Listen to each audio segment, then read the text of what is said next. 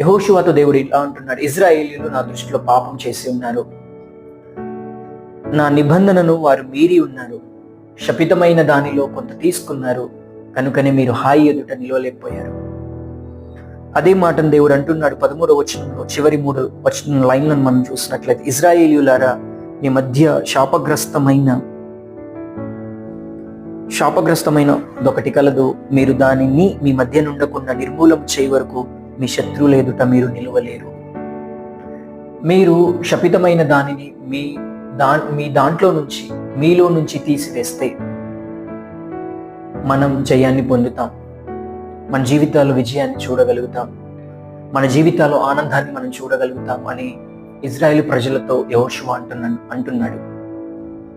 కనుక దేవుని వాక్యాన్ని వింటున్న ప్రజలారా, ఈరోజు మీ జీవితాల్లో విజయాన్ని పొందాలి, విజయాన్ని చూడాలి అని అనుకుంటే ఒకసారి